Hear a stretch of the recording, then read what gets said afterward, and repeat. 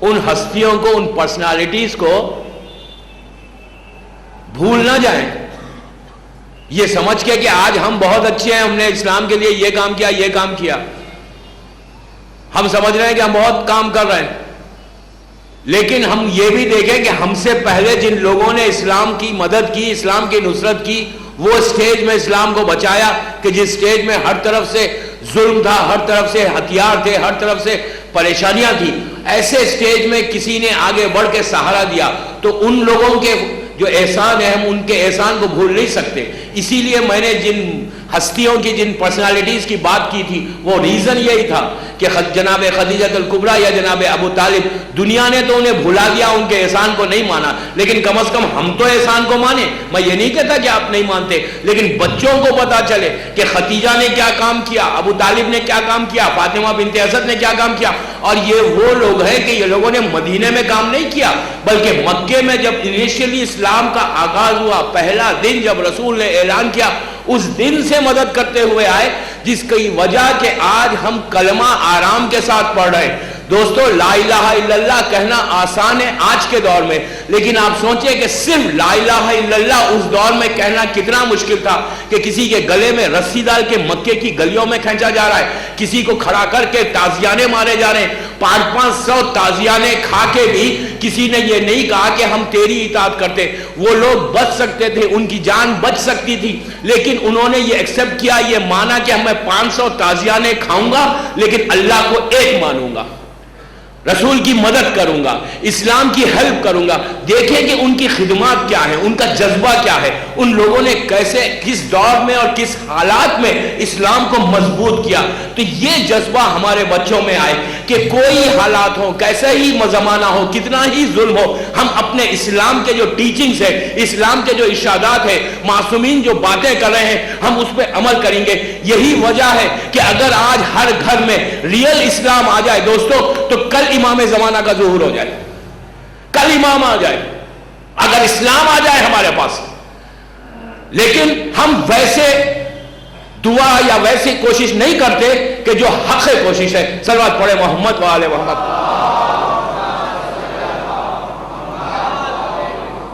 ایک اور پڑھنے آواز سے بلند۔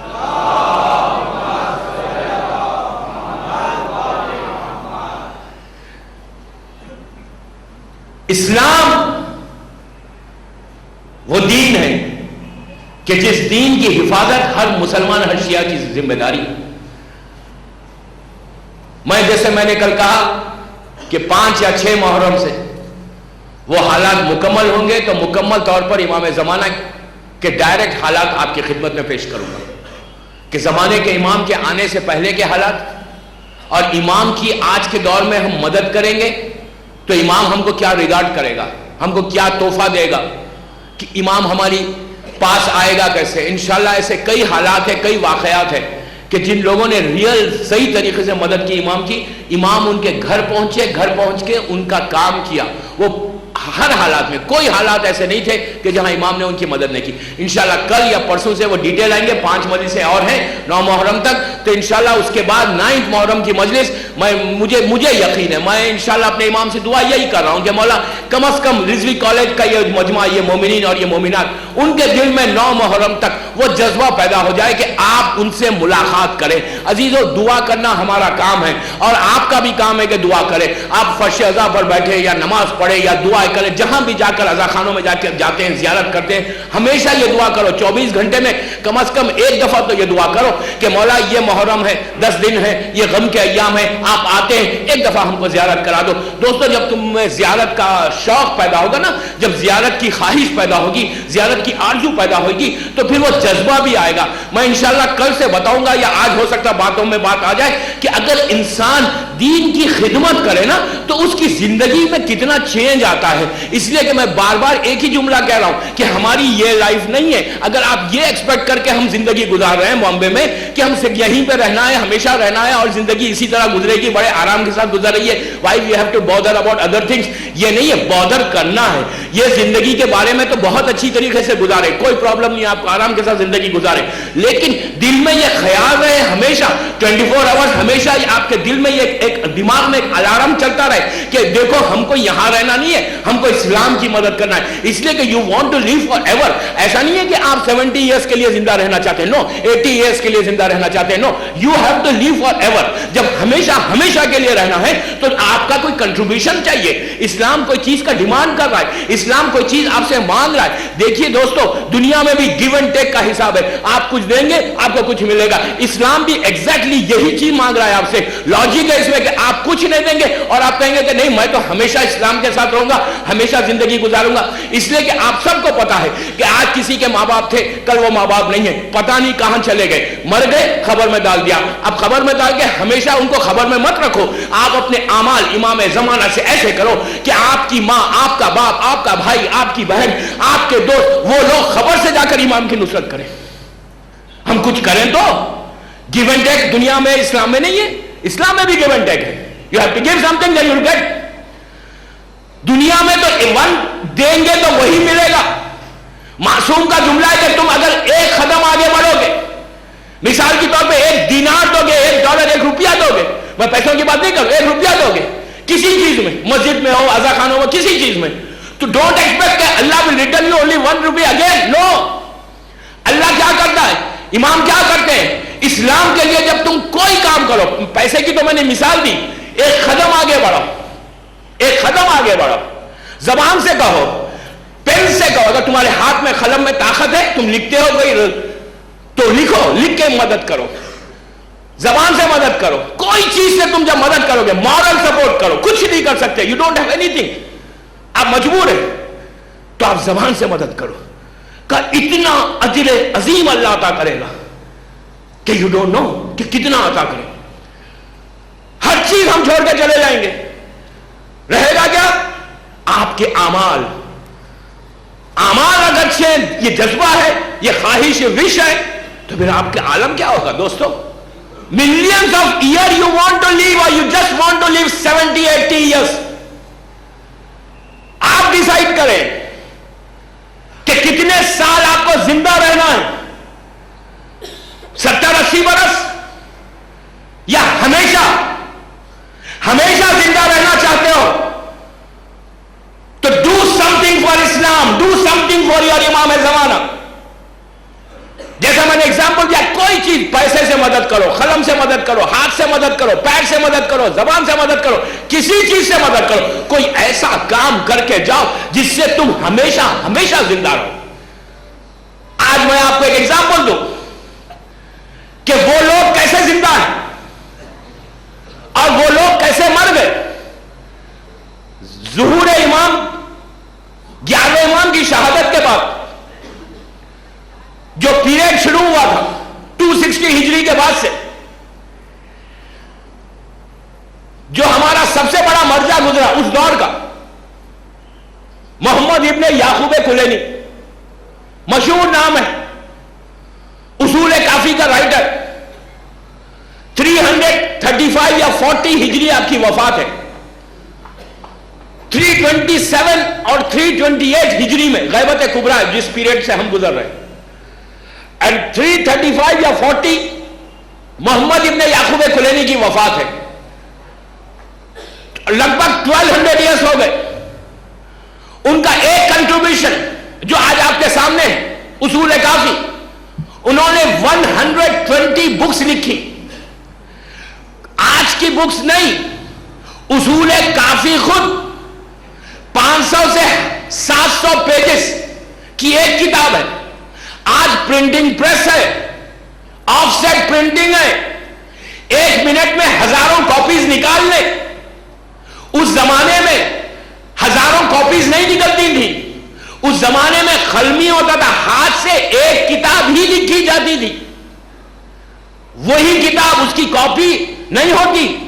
آج جیسا جا کے آپ فوٹو کاپی کرا لیں، فوٹو کاپی نہیں ہوتی تھی. تو ایسے پہ انہوں نے 120 بکس لکھی. It's a joke. 120 کتابیں لکھنا ایسے ماحول میں. ماحول کیا تھا؟ بنی عباس کا زمانہ. محمد ابن یعقوب یہ بول بھی نہیں سکتے, یہ کہہ بھی نہیں سکتے کہ میں علی کا چاہنے والا ہوں.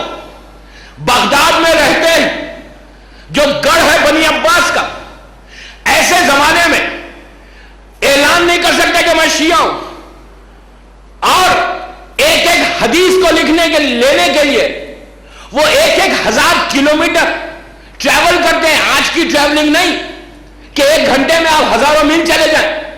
اس زمانے کی ٹریولنگ کہ اونٹ پہ, کیمل پہ ٹریول ہو رہا ہے.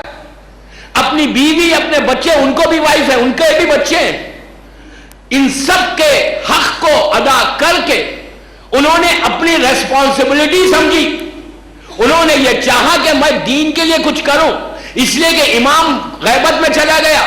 انیشیل سٹیجز ہے, شیعہ گمراہ ہو رہے, شیعہ پریشان ہے. اس لیے کہ دوستو آج آپ 1428 ہجری میں 1428 ہجری کا شیعہ, اس کو پتا نہیں کہ امام کے ساتھ لائف جب گزارتے ہیں تو کیا ہوتا ہے. اس لیے کہ we have not seen that period. چھٹے امام کا زمانہ, مولا کا زمانہ, 7ویں امام کا زمانہ, 8ویں, 9ویں, 10ویں, 11ویں امام کا زمانہ. اس زمانے کے جو شیعہ تھے وہ ڈائریکٹ امام سے کانٹیکٹ میں تھے, ڈائریکٹ معصوم سے کانٹیکٹ میں تھے. لیکن امام 11ویں امام کی شہادت 260 ہجری 8 ربیع الاول کو ہوتی ہے. اس کے بعد بالکل جو رشتہ تھا وہ بالکل کٹ گیا, امام پردے میں چلا گیا, لوگ پریشان ہو گئے. آج کا شیعہ پریشان نہیں ہوتا, اس لیے کہ ہمارے پاس جنریشن گیپ ہے, جنریشن گیپ ہے. اس زمانے کا شیعہ تو ان کے باپ نے 11ویں امام کی زیارت کی, بچپنے میں انہوں نے زیارت کی. اب یہ عالم ہو گیا کہ امام ہی نہیں ہے, کوئی لیڈر ہی نہیں ہے, پریشان ہے. کتابیں, زمانہ پراشوب ہے, زمانہ ایسا ہے کہ ظالم حکومت ہے, اپنے آپ کو شیعہ نہیں کہہ سکتے. ایسے زمانے میں جو شیعہ گمراہ ہو رہے تھے, محمد ابن یعقوب کلینی نے اپنی ریسپانسبلٹی سمجھی, اپنا یہ حق سمجھا. وہ بھی ہم جیسے 17 رکعت نماز, 1 مہینے کے روزے عزاداری کر کے گھر میں بیٹھ سکتے تھے, وہ بھی ہم جیسے شیعہ تھے, کوئی آسمان سے اتر کے نہیں آئے تھے. وہ بھی بالکل آرام سے جیسے آج ہم زندگی گزارتے, کاروبار ہے, بیوی بچے ہے, رشتہ دار ہے, دوست ہے, گھر ہے, سب بنا کر آرام سے ہم زندگی گزار رہے ہیں واجبات پہ عمل کر کے. لیکن یعقوب کلینی نے کہا نو, میں ایسے زندگی نہیں گزارنا چاہتا, میں امام کے لیے نصرت کرنا چاہتا ہوں, میں دین کی مدد کرنا چاہتا ہوں. تو انہوں نے کام کرنا شروع کیا. جب کام کیا تو دوستو سننا بڑا آسان ہے, بہت آسان ہے سننا کہ 500 صفحے کی کتاب ایک آدمی نے لکھی, پین سے لکھ رہے, پینسل سے. اچھا اس زمانے میں پینس بھی نہیں ہوتے تھے, انک کو ڈپ کرتے تھے لکڑی کے ووڈن پینس میں. جب لائن لکھنا کرتے 2 ورڈ لکھتے ہیں, پھر وہ ڈرائی ہو جاتی, پھر ڈپ کرتے, پھر اس کو لکھتے, پھر ڈپ کرتے انک میں, پھر لکھتے. اس طرح کتنا ٹائم کنزیومنگ ہے. انسان آج کے زمانے میں اتنی فیسلٹیز کے بعد ہم ڈیسائیڈ کریں میں یہ واقعہ کیوں پڑھ رہا ہوں. صرف ہمارے ذہنوں میں یہ بات آئے کہ ہمارے بزرگوں نے کتنا کام کیا, and what are we doing. سمجھ رہے ہیں آپ؟ وہ ایسے حالات میں 120 کتابوں کا لکھنا ظاہری طور پہ ناممکن ہے. اپنی جان کو بھی بچانا ہے, کتاب کو بھی چھپانا ہے. اچھا خالی کتاب لکھ کر شیلف میں رکھنا نہیں ہے, شیلف میں رکھ دیا تو پھر مسئلہ ہی کیا ہے, کیوں لکھ رہے ہیں کتاب. کتاب لکھ کر آہستہ پوشیدہ طریقے سے لوگوں کے پاس جانا, جو شیعہ ہے ان کو اپنی کتاب بتانا اور ان سے کہنا کہ اس روایتوں کو یاد کرو. پھر وہ لوگ یاد کرتے تھے. اس زمانے میں آپ دیکھیں کہ 1,000 میل جاتا تھا وہ شخص ایک حدیث کو لینے. پتا چلا کہ یہ ہے بغداد میں, پتا چلا مدینے میں ایک شیعہ ہے جو چھپا ہوا ہے, اس کے بعد رسول کی ایک سیئنگ ہے یا امام کی ایک سیئنگ ہے. تو he used to travel all the way to مدینہ. ان کے گھر جاتے, جا کے بولتے بھائی تمہارے پاس جو سیئنگ, جو حدیث ہے نا, وہ مجھے دے دو, میں کتاب لکھ رہا ہوں. اس طرح کلیکٹ کیا. اس میں سوچیں گے کتنا ہے, کتنے حدیث ہیں اصول کافی ایک کتاب میں 16,600 16,000 حدیثوں کو جمع کر کے محمد ابن یعقوب کلینی اور ان کی بیوی نے, اس لیے کہ میری آواز میری ماں بہنیں سن رہی ہیں, ان کے دل میں بھی جذبہ پیدا ہو کہ اسلام کی مدد, امام کی نصرت کیسے ہو. 16,600 حدیثوں کو لکھ کر اصول کافی جیسی کتاب ہم کو دی. آج 1200 ایئرس ہو گئے, کوئی مجتہد نہیں بنتا جب تک اصول کافی نہیں پڑھتا.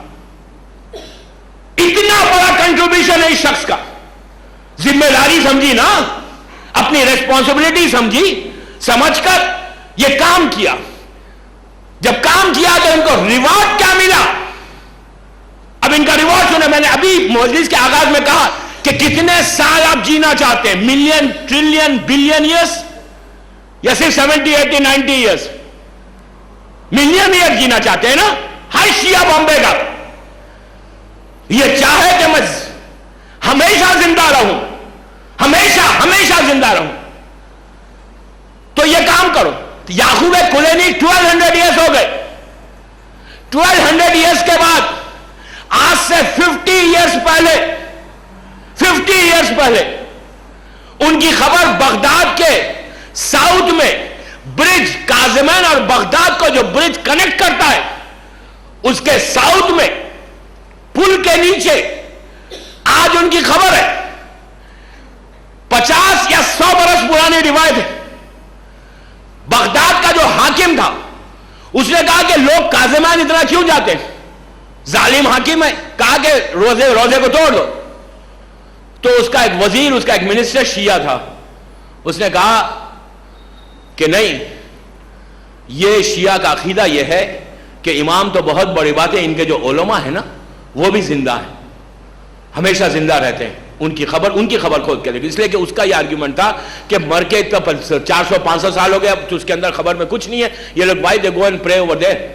تو کہا کہ عالم کے بارے میں بھی ان کا یہ خیال ہے.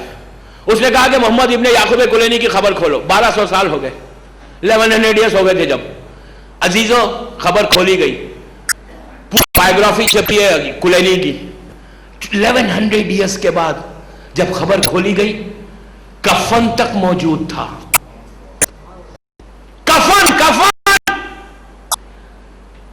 غسل کے وقت ان کی داڑھی کے اوپر پانی پڑا تھا نا, نمی تھی, نمی داڑھی کے اوپر, ہاتھ میں تھی, مہندی کا کلر نہیں گیا تھا. 11 ایئرس کے بعد امام نے زندہ رکھا, دنیا کو بتایا دیکھو یعقوب کلینی کو, اس نے ہمارے لیے کہا ہم اس کو ہمیشہ کے لیے زندہ رکھیں گے. یہ ہے زندگی. ملینز ڈالر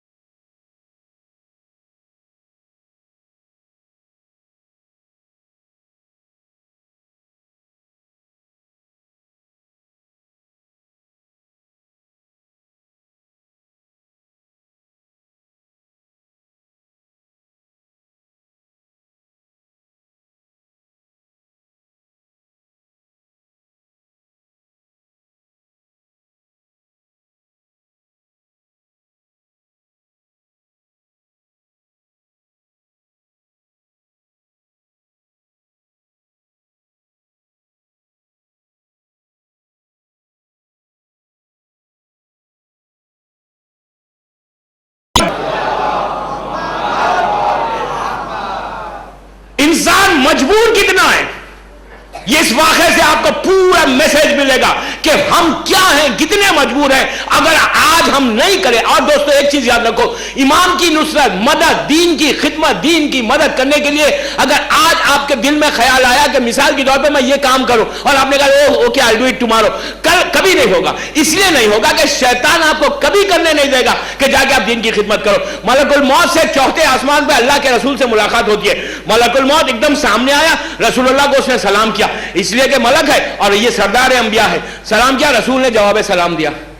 جواب سلام دے کے کہا کیا ہے ملک الموت, کیا حال ہے تیرا؟ میں اپنی ٹاپک میں ہوں کہ انسان مجبور کتنا ہے اور پھر ہم کیا غفلت میں. ملک الموت سے پوچھا کہ کیا حال ہے تیرا, تو اس نے کہا کہ اللہ کے رسول بالکل ٹھیک ہے. رسول نے رک کے پوچھا یہ بتا کہ تیرا ایکسپیرینس کیا ہے, اب تک کتنے لوگوں کو تو نے روح لی, کتنے لوگوں کی قبض کی روح.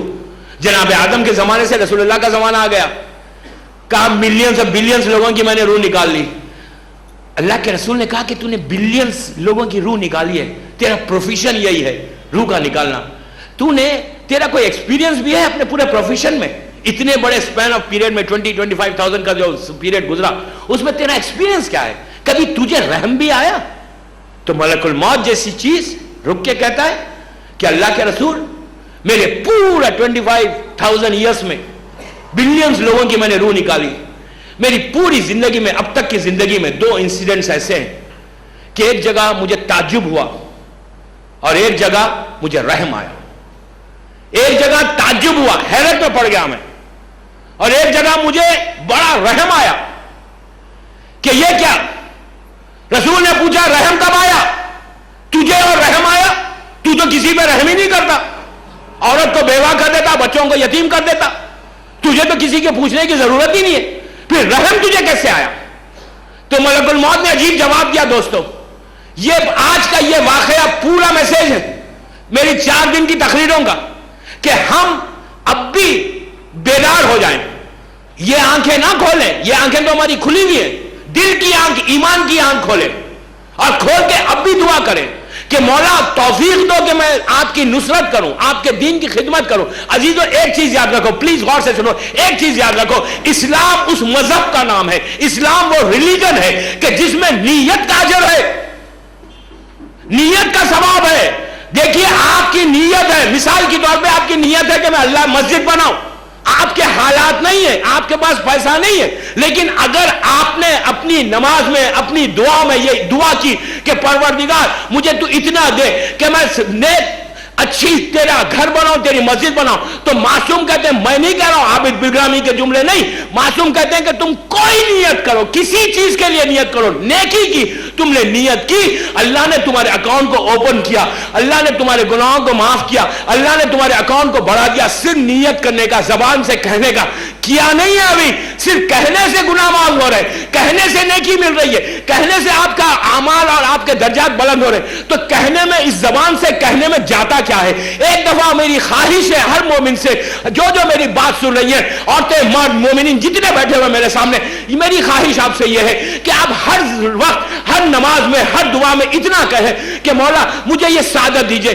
مجھے یہ توفیق دیجئے کہ میں آپ کی مدد ایسے کروں جیسے آپ چاہتے ہیں. دوستو آپ یہ صرف کہیں گے کہ مولا مجھے توفیق دیجئے, مجھے چانس دیجئے, مجھے وہ وقت آپ بلائیے کہ میں آپ کی مدد کروں, آپ کی نصرت کروں. یقین کریں ممبر سے 4 محرم کو رضوی کالج میں کہہ رہا ہوں کہ معصوم کہتا ہے جیسے ہی تم نے کہا تمہارا اکاؤنٹ اوپن ہوا اور وقت آئے گا تو امام ضرور اٹھائے گا تمہیں.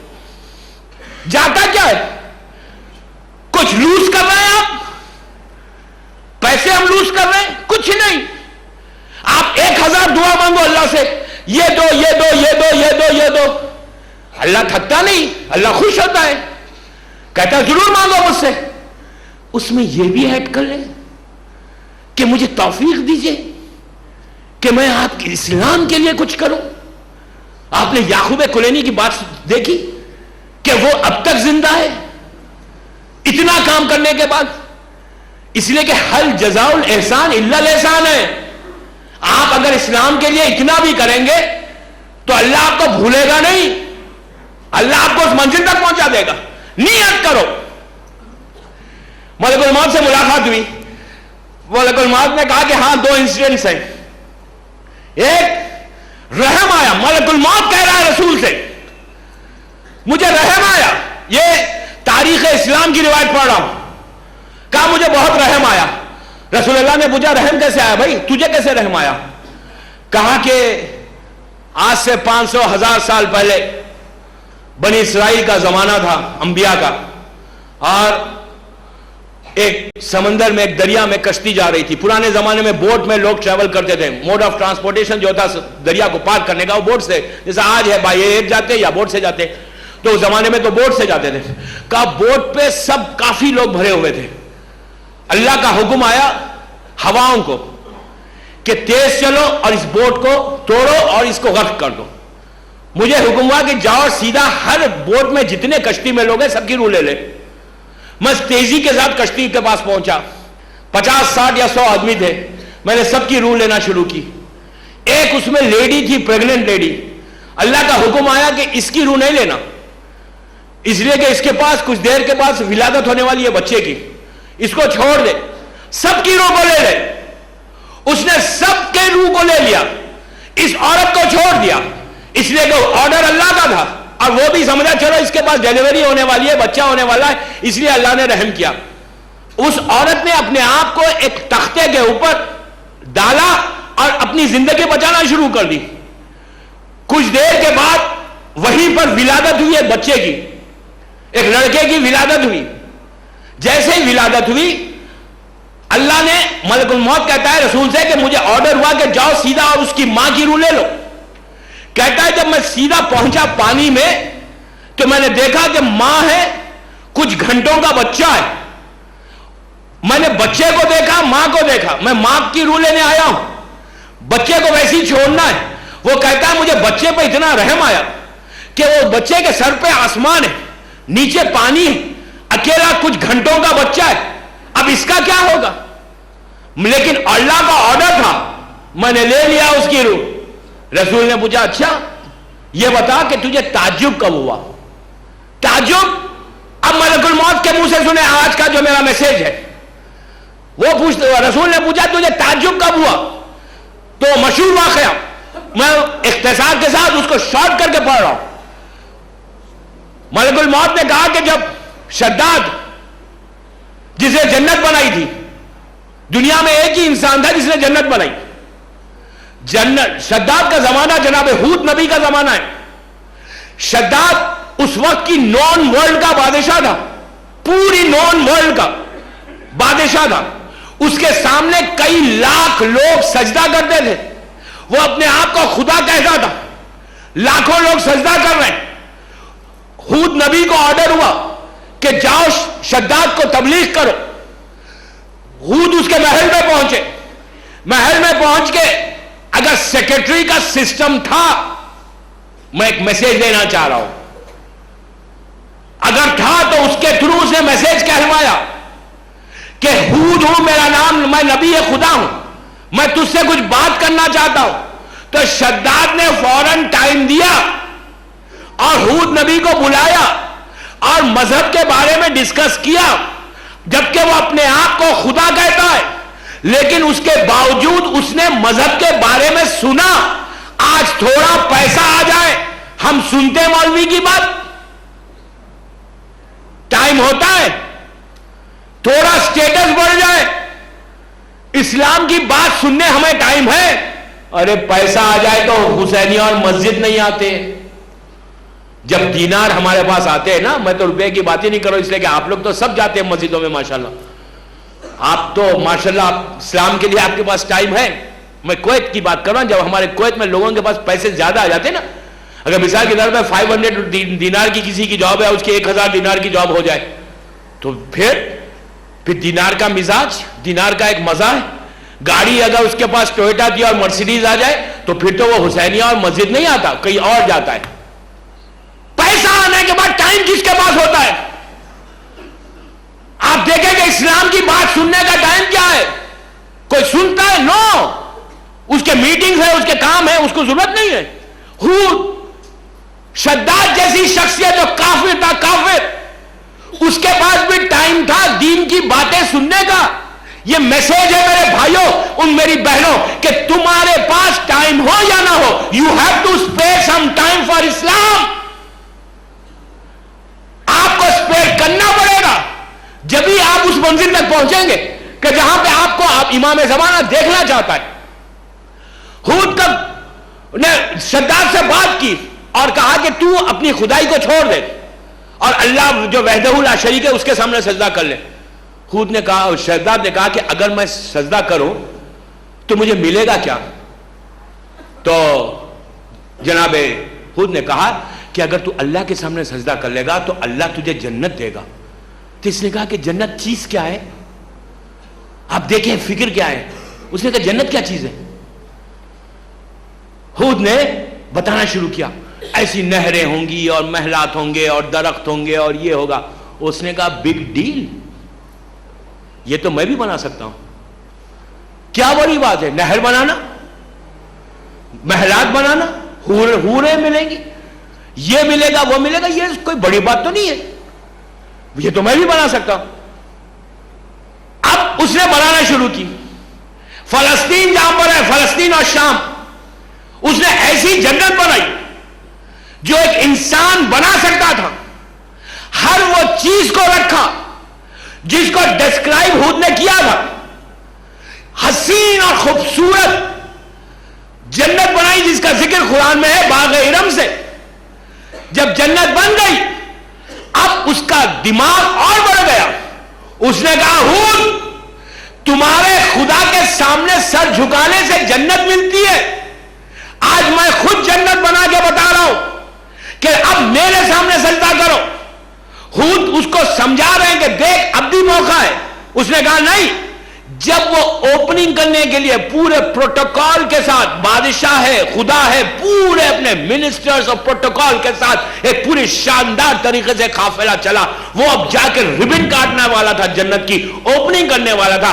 ملک الموت یہ کہتا ہے رسول سے کہ اللہ کے رسول جب وہ جا رہا تھا نا تو فوراً اللہ کا حکم آیا کہ اے ملک الموت فوراً جا اور جا کے اب اس کی روح لے لے. اور ایسا لینا کہ اتنی جلدی بھی نہیں جانا کہ وہ باہر ہی رہے، اتنی تیز اتنا آہستہ بھی نہیں جانا کہ شداد جنت میں داخل ہو جائے.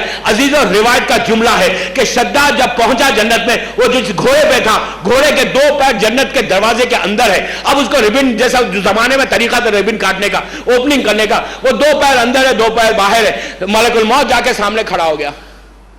شداد کا آرڈر تھا کہ کوئی پہلے نہیں جائے گا، میں جاؤں گا اس لیے کہ میں اوپننگ کرنے اور میری جنت ہے. اس نے ملک الموت کو دیکھ کے کہا تم ہو کون؟ کیوں آئے ہو؟ کون ہو تم؟ ملک الموت نے مسکرا کے کہا کہ میں ملک الموت ہوں. اب اندازہ لگائیے کہ جو اپنے آپ کو خدا کہہ رہا ہے، لاکھوں کروڑوں لوگ جس کے سامنے سر جھکا رہے، ملک الموت کا ایک جملہ کہ میں ملک الموت ہوں. شداد جو جبر میں، جو غرور میں، تکبر میں ڈوبا ہوا تھا، ایک لمحے میں ہوش ٹھکانے آ گئے. ہوش ٹھکانے آ گئے. کہا کیوں آیا ہے؟ کہا میں تیری روح لینے آیا ہوں. تو اس نے کہا اب دیکھیں جو خدا دنیا کا خدا اور وہ خدا میں کتنا فرق ہے. دنیا کا جو اپنے آپ کا خدا جو غرور اور تکبر میں تھا، اتنی دولت. آپ میرا کیوں یہ واقعہ پڑھ رہا ہوں؟ یہ واقعے سے کم از کم ہمارے شعور بیدار ہو جائے کہ اتنا پیسے والا، اتنا دولت مند انسان کہ جنت بنا لی. جنت بنانے کے بعد بھی جب ملک الموت سامنے آیا تو اس نے کہا کہ میں تیری روح لینے آیا ہوں. تو اب بیک کرنے لگا جس کے سامنے لوگ سر جھکاتے، اب وہ بیک کرنے لگا ملک الموت سے کہ پلیز اتنا موقع دے دے کہ میں جنت میں انٹر ہو جاؤں. جس جنت کو میں نے بنایا ہے کم از کم اپنی آنکھوں سے دیکھ لو. ملک الموت نے کہا نو، آرڈر نہیں ہے. خدا کا حکم یہ ہے کہ تیرا تکبر اور غرور اب ٹوٹے گا کہ جب تو دو پیر اندر دو پیر باہر، تو گھوڑے کے اوپر بیٹھا ہوا ہے. اب پوری دنیا تجھے دیکھ رہی ہے. جو کل تک تیرے سامنے سر جھکاتے تھے وہ دیکھ رہے ہیں کہ تو کتنا مجبور ہے. ملک الموت نے آگے بڑھ کر اس سے روح نکالی، پلٹ کے رسول سے کہتا ہے کہ یا رسول اللہ. اب ملک الموت کہتا ہے رسول سے یا رسول اللہ مجھے اتنا تعجب ہوا، اتنی حیرت ہوئی کہ ایک انسان جو کتنا ہے اس میں اتنا مجبور ہے کہ اتنا اختیار نہیں ہے، اس میں اتنی طاقت نہیں ہے کہ ایک منٹ ایک سیکنڈ کے لیے موت کو روک سکے، لیکن اس کے بعد تھوڑا سا پیسہ آ جائے تو اتنا غرور, ارے شداد سے زیادہ دولت کس کے پاس ہوگی, لیکن اس کے باوجود آپ دیکھیں کہ مجبور کتنا ہے. یہ کافر ہے, یہ شداد ہے کہ جس نے اللہ کی اطاعت نہیں کی, دین کی خدمت نہیں کی تو مجبور تھا. اس کے برعکس اگر دین کی تم خدمت کرو گے تو تمہارا وہ عزت ملے گی کہ ملک الموت تمہارا مجبور ہوگا. کربلا کا واقعہ ہے, حبیب اور زہر جب کھڑے ہوئے تھے, زہر اور سعید, حسین نماز پڑھا رہے ہیں, زہر سعید سامنے کھڑے ہوئے, 3 دن کی بھوک اور پیاس ہے, موت ان کے اطراف گھومتی ہے, موت نزدیک نہیں آتی, ملک الموت نزدیک نہیں آتا, موت پہ قابو پائے ہوئے تھے, موت پہ کنٹرول کرے ہوئے تھے. حسین والے بنو, دین کی خدمت کرو تو تم ملک الموت کا آرڈر کرا سکتے ہو, تم موت کو قبضے میں لے سکتے ہو.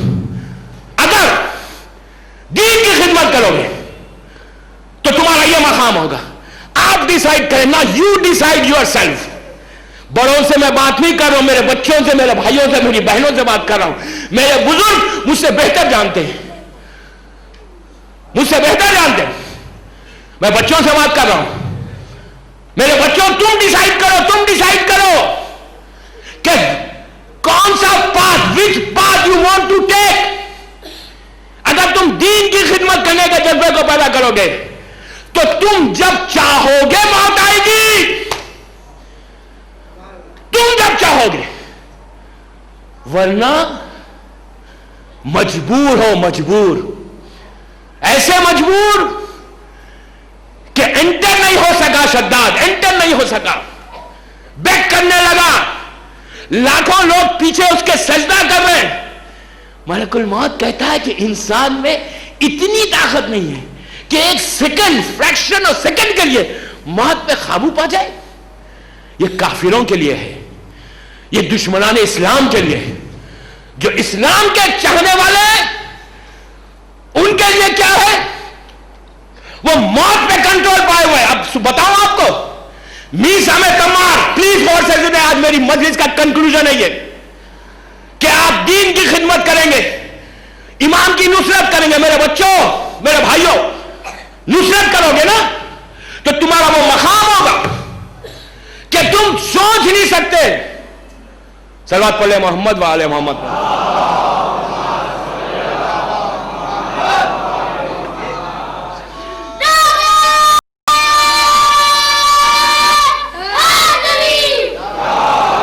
ایک اور صلوات پڑھیں بابا سے بولیں.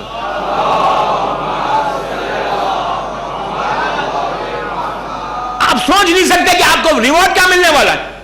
میں یوں ہی باتیں نہیں کر رہا ہوں 1 گھنٹہ رضوی کالج میں بیٹھ کر, میں بھی محنت کر کے آیا ہوں. میں چاہتا ہوں کہ آپ بھی اس پہ عمل کریں, اس لیے کہ محرم کا مقصد تو پورا ہو, یہ جو مجالس ہے اس کا مقصد تو پورا ہو. ہم مجلس میں آئیں تو کچھ لے کے جائیں, اور جب لے کے جائیں تو اس پہ عمل بھی کریں. میں بڑوں سے نہیں کہہ رہا ہوں, میں بچوں سے کہہ رہا ہوں. آپ کا مقام کتنا بڑا ہوگا, where you will reach, where you will reach.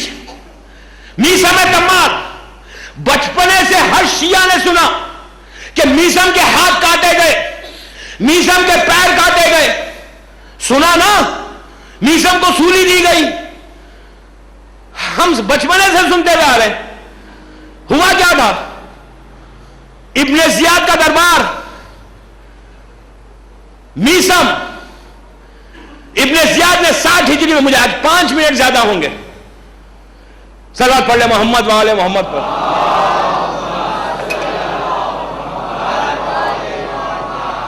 Maisam, صلوات پڑھ لے محمد و آل محمد.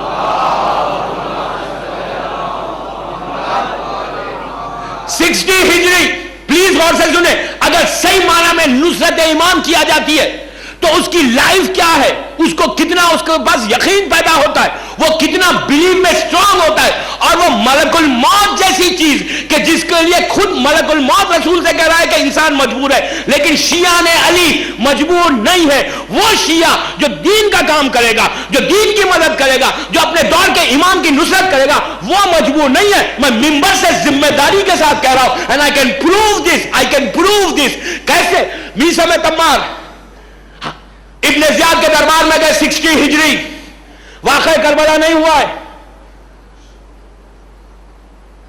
رسیوں میں جکڑے ہوئے میسم, ابن زیاد نے ایک اپنے غلام سے کہا کہ اس قیدی کو لے کر آؤ. ایک قیدی دربار میں پیش کیا گیا جو زنجیروں میں جکڑا ہوا تھا, میثم رسیوں میں. میثم نے سر کو اٹھایا, قیدی کو دیکھا, پہچان گئے کہ یہ مختار ہے.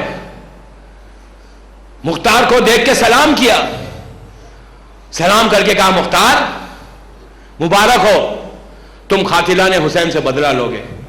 کب کہہ رہے ہیں 60 ہجری میں, 61 میں واقع کربلا ہے. دیکھیں میثم تمار کے پریڈکشن کو عبادت کے ذریعے محبت علی نصرت امام کا اجر کیا ہے کہ سامنے سے پردے ہٹ گئے. پوچھا اور کہا کہ تم قاتلان حسین سے بدلہ لوگے. ابن زیاد نے سنا, اس کا رنگ بدل گیا. اس نے جلاد سے کہا کہ مختار کو ابھی قتل کر دو. دربار بھرا ہوا ہے, پلیز غور سے سنیں, دربار بھرا ہوا ہے. جلاد خنجر لے کر آگے بڑھا. مختار نے پلٹ کر میثم کو دیکھا. میثم کیا کہتے ہو؟ پلٹ کے کہا کہ تم قاتلان حسین سے بدلہ لوگے. ان کا یقین دیکھو, بلیو دیکھو. جلاد خنجر لے کر مختار کے گلے پہ رکھ دیا, خنجر گلے پہ. مختار کا سر جھکا, میثم کی طرف دیکھا. اب کیا کہتے ہو؟ پلٹ کے کہا کہ تم قاتلان حسین سے بدلہ لوگے.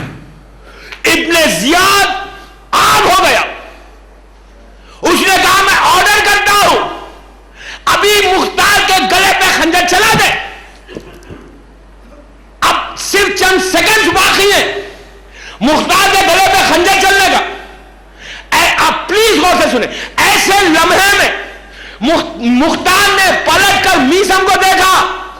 دشمن کا دربار, میثم رسیوں میں, نارمل نہیں, رسیوں میں کھڑے ہوئے ہیں. مختار نے پلٹ کے دیکھا, کہا میثم اب کیا کہتے ہو؟ چند سیکنڈ سے زندگی کے. عزیزوں میثم کا جواب سنو. پلٹ کے کہا اس نے مجھ سے کہا ہے کہ جو لوہے محفوظ کی تحریر بدل سکتا ہے. بیدار ہو کے سنیں پلیز. اس نے مجھ سے کہا ذات علی پہ بھروسہ. آج امام زمانہ پہ بھروسہ کرو, اس دور کا علی ہے. ایسا بھروسہ, ایسا یقین. کہا مختار اس نے مجھ سے کہا ہے کہ جو موت اور حیات کا مالک ہے. یہ کہنا تھا. دربار کے دروازے پہ یزید کا قاصد آیا, لیٹر پوسٹ مین. اس نے دربار سے چیخ کے ابن زیاد سے کہا ڈور سے کہ ابن زیاد قتل کا حکم دینے سے پہلے یزید کا یہ خط پڑھ لے. یزید کا پوسٹ مین تھا. ابن زیاد اٹھ گیا, خط دیکھتا ہے.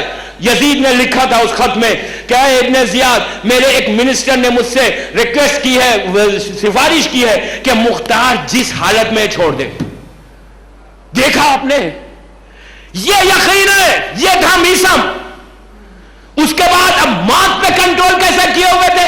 مجبور نہیں شیعان علی, ذمہ داری کے ساتھ ممبر سے رضوی کالج میں کہہ رہا ہوں, مجبور نہیں ہے شیعان علی. جو دین کا کام کرے گا, جو اپنے امام کی نصرت کرے گا, جو امام کی مدد کرے گا, وہ مجبور نہیں, وہ موت پہ قابو پائے گا, وہ ملک الموت کو اپنے کنٹرول میں لے گا. مجبور دشمنان اہل بیت ہے, مجبور ہم نہیں. اب انصاف سے بتاؤ, پلیز انصاف سے بتاؤ کہ ایک انسان کے اگر سولی دے دی جائے, پھانسی دی جائے, وہ بات کر سکتا ہے؟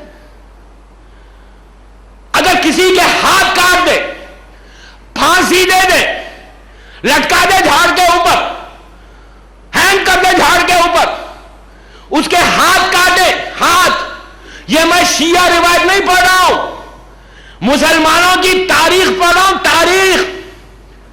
میثم کے ہاتھ کاٹا ابن زیاد نے, پیر کاٹا, پیر, دونوں ہاتھ کٹ گئے, ہینگ کیا ٹری کے اوپر, جھاڑ کے اوپر, اور کہا میثم تمہارے امام نے کہا کہ تمہاری زبان کٹے گی, میں نہیں کاٹوں گا اور تم کو ایسے ہی ہلاک کر دوں گا.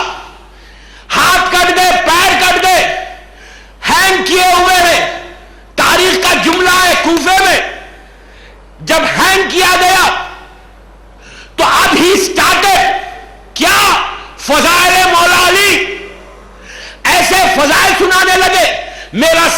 اتنے بڑے مجمع سے یہ ہے کہ اگر کسی کے ہاتھ کاٹے جائے, کسی کے پیر کاٹے جائے, کسی کو ہینگ کیا جائے, تو کیا وہ بات کرنے کی طاقت رکھتا ہے؟ کیا وہ بات کر سکتا ہے؟ کمزور ویک نہیں ہوگا, رش کھا کے نہیں گرے گا, موت قریب نہیں آئی جب تک زبان نہیں کٹی. موت پہ ایسے کنٹرول تھا, پلٹ کے کہا ابن زیاد اس وقت تک موت نہیں آئے گی جب تک میرے مولا کا بتایا ہوا عمل پورا نہیں ہوگا. علی نے مجھ سے کہا ہے کہ میسم تیری زبان کٹے گی, جب تک زبان نہیں کٹے گی مجھے موت نہیں آئے گی. دوستو ایسا علی والا بنو, ایسے کام کرو اس اسلام کا کہ تم موت پہ کنٹرول پا جاؤ, تم مجبور مت رہو, تم دین کی خدمت ایسے کرو کہ جب تم چاہو موت آؤ, جب تم چاہو تو رک جائے. ہمارے ہاتھ میں, we can do it, ہم کر سکتے ہیں. میری پورے 1 گھنٹے کی تقریر کا خلاصہ یہی ہے کہ دین کی خدمت, ایمان کی نصرت وہ عبادت ہے کہ 11 امام کہتے ہیں کہ افضل ترین عبادت انتظار فرج, نصرت فرج. 4 محرم کی مجلس کا پورا خلاصہ, کنکلوژن یہ کہ ہم دین کی خدمت کرنے کے جذبے کو پیدا کریں. So then آپ انصاف سے بتاؤ مومنین, ابن زیاد گورنر تھا, ابن زیاد کی حکومت تھی, ابن زیاد کی طاقت تھی, ابن زیاد کے پاس پیسہ تھا, میسم غریب تھا.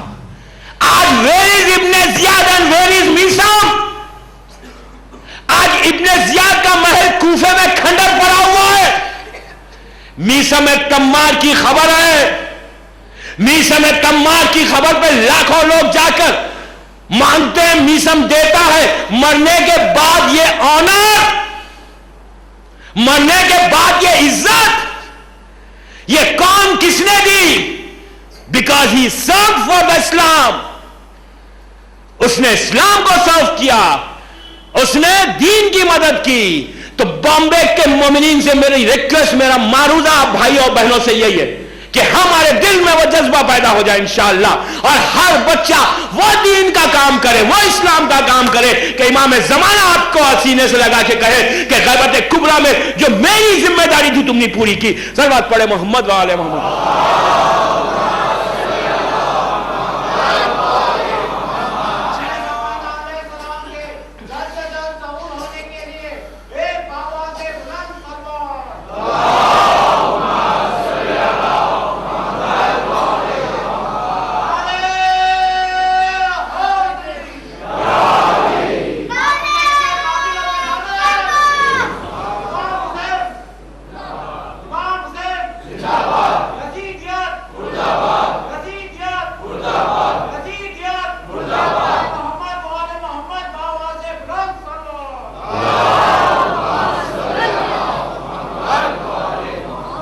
دیکھا آپ نے کہ یہ جذبہ انشاءاللہ کیسے پیدا ہو. وہ واقعہ ملک الموت کا مجھے کنٹینیو کل کرنا ہے, میں انشاءاللہ پھر وہیں سے سٹارٹ کروں گا. تو آپ نے دیکھا کہ دین کی خدمت کرنے سے کیا ملتا ہے, where you will reach millions, trillion years. آپ انجوائے کریں گے اپنے لائف کا. دوستو مجھے پتا ہے کہ یہاں مجھے دعا نہیں دیں گے, جب آپ کو وہاں کی لائف ملے گی then you will realize and from there you will pray for me. وہاں دعا دیں گے عابد بلرامی کو کہ جو بولتے تھے سچ تھا. وہاں جانے کے بعد کون کس کو پوچھتا ہے, دنیا میں نعمت مل جائے تو نہیں پوچھتے, تو مرنے کے بعد کون پوچھے گا. صلوات پڑھے محمد. بہرحال میری تقریر کا ٹائم ہو گیا. اللہ آپ کو سلامت رکھے, اللہ مجلس کرنے والوں کو سلامت رکھے, اور ان کی توفیقات میں, رضوی صاحب کی توفیقات میں اضافہ کرے. حل جزاء الاحسان الا الاحسان ہے, احسان کو یاد کرنا ہے, اور جو یہاں کی انتظامیہ جو کام کر رہے ہیں مولا ان کو اجر عظیم عطا کرے. دوستو محرم کا پیغام یہی ہے, اس لیے کہ محرم جب آتا ہے تو ہمارے دلوں میں یہ احساس ہوتا ہے کہ کربلا والوں نے دین کو بچایا, دین کی خدمت کی. کربلا میں جو ساتھ تھے حسین کے، انہوں نے اس دور کے امام زمانہ کی نصرت کی، مدد کی.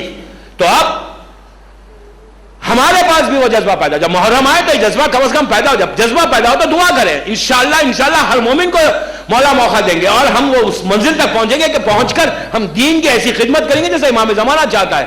اس لیے کہ کربلا والوں کا پیغام کیا ہے؟ آپ دیکھیں کہ کربلا میں ہوا کیا، چھوٹے چھوٹے بچے ذبح ہو گئے، چھوٹے چھوٹے بچے ذبح ہو گئے. ماؤں نے بچوں کو تیار کیا یہ کہہ کر کہ بچوں میدان میں جانا تو واپس نہیں آنا. آج 5ویں کی رات ہے تو آج اس شہید کا ذکر ہے، ان بچوں کا ذکر ہے کہ جن کی ماں نے اپنے بچوں کا ماتم نہیں کیا. وہ ثانیہ زہرا جو کنبے کی رونے والی تھی. مدینے سے کربلا تک یہ حسین کا کارنامہ ہے. روز عاشور سے لے کے شام تک یہ زینب کا کارنامہ ہے کہ پیغام حسین کو دنیا تک پہنچایا. وہ احسان ہے ثانیہ زہرا کا کہ شریکت الحسین ہے، شریک کار حسین ہے. کنبے کی رونے والی اتنا ماتم کیا کہ زینب کے بال سفید ہو گئے. اتنا غم زینب پہ ٹوٹا کہ کمر خمیدہ ہو گئی، جھک گئی کمر. عزیزو، ثانیہ زہرا اس بیوی کا نام ہے کہ جس کے شوہر نے اپنی بیوی کو نہیں پہچانا. سال یا 2 سال میں علی کی بیٹی کا یہ عالم ہو گیا کہ عبداللہ ابن جعفر طیار نے زینب کو نہیں پہچانا تھا، بلکہ یہ کہا تھا کہ یہ کون ضعیفہ میرے گھر میں بیٹھی ہوئی، کیا مصیبت زینب پہ پڑ گئی. یہ وہ بیوی ہے کہ جن کے بچے کربلا میں شہید ہوئے، زینب کا گھر اجڑ گیا، نسل زینب ختم ہو گئی. اب شہزادی زینب کا جنریشن ان کی نسل نہیں ہے. 2 بیٹے تھے، دونوں بیٹے کربلا میں حسین کے حوالے کر دیے دین کو بچانے کے لیے.